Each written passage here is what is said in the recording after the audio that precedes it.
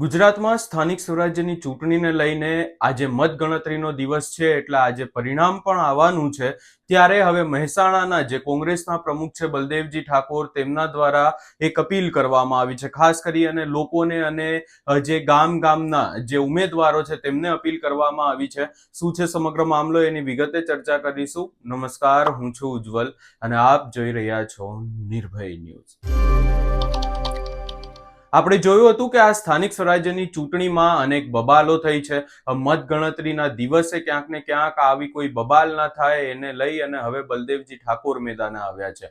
આપણે જોયું હતું કે જે દિવસે મતદાન થયું હતું એ મતદાનના દિવસે પણ અનેક જે મતદાન કેન્દ્રો છે ત્યાં ભાજપ અને કોંગ્રેસના નેતાઓ વચ્ચે બબાલો થઈ હતી. એના પહેલા પણ આપણે જોયું છે કે અનેક એવી બાબતો સામે આવી કે જેના કારણે કાર્યકર્તાઓ આમને સામને આવી જતા હોય છે. ત્યારે હવે પરિણામનો દિવસ છે અને આ પરિણામના દિવસને લઈ અને સૌપ્રથમ તો બલદેવજી ઠાકોર કે જેઓ મહેસાણા જિલ્લાના કોંગ્રેસના પ્રમુખ છે તેમના દ્વારા શું કહેવામાં આવ્યું છે એ સાંભળી લઈએ.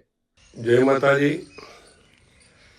તાલુકા પંચાયત, જિલ્લા પંચાયત, નગરપાલિકા અને મહાનગરપાલિકાની ચૂંટણીના પરિણામો આજ આવવાના છે.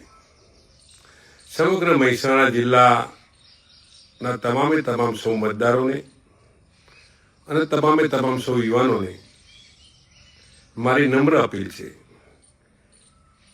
કે ચૂંટણીઓ આવતી જવાની અને જતી જવાની. ચૂંટણીઓ આવશે ને જશે.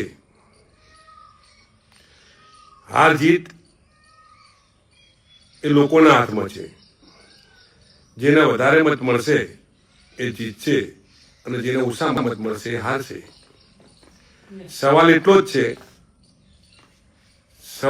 જ છે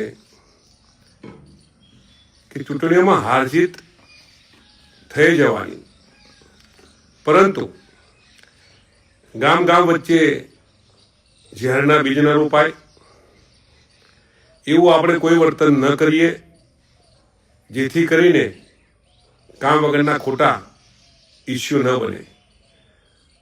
હું મહેસાણા જિલ્લા કોંગ્રેસ પ્રમુખ વતીથી આપ સૌને નમ્ર અપીલ કરું છું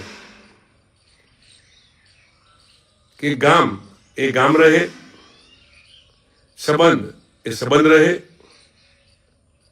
ચૂંટણી જેવી પૂરી થાય એવા તમામ સૌ લોકો આપણે ભેગા મળી હળીમળી અને આનંદથી બધા આપણે એક સાથે રહીને જીવીએ એવું વાતાવરણ થાય એવા તમામ સૌ લોકો પ્રયત્ન કરો. જીતની ખુશીમાં કોઈને કંઈ દુઃખ લાગે, કંઈને કંઈ ખોટું લાગે, મહેરબાની કરી જીતેલા ઉમેદવારો એવો કોઈ પ્રયત્ન ન કરે. હારેલા ઉમેદવારોને પણ વિનંતી કરું છું કે પબ્લિકે જે નિર્ણય કર્યો છે એ સમજી વિચારીને યોગ્ય નિર્ણય કર્યો છે, જેથી કરીને તમારાથી પણ એવું વર્તન ન થાય કે અંદરો અંદર નાની મોટી મગજમારી થઈ અને ગામડાનું વાતાવરણ બગડે કે શહેરનું વાતાવરણ બગડે એવો કોઈ પણ પ્રયત્ન એ આપણાથી ન થાય એનો તમામ સૌ હારેલા જીતેલા ઉમેદવારો ખ્યાલ રાખે એ જ વિનંતી સાથે ભારત માતા કી જય. અહીંયા તમે બલદેવજી ઠાકોરને પણ સાંભળ્યા અને બલદેવજી ઠાકોર દ્વારા સ્પષ્ટ એવો સંદેશ આપવામાં આવે છે કે ભલે ચૂંટણી હોય, હાર જીત થતી રહે, પરંતુ જે બે ગામના લોકો છે, ગામના લોકો ક્યારે આમને સામને ના આવવા જોઈએ. અને ખાસ કરી અને અહીંયા જે આખી વાત કરવામાં આવી છે પરિણામને લઈને કરવામાં આવી છે.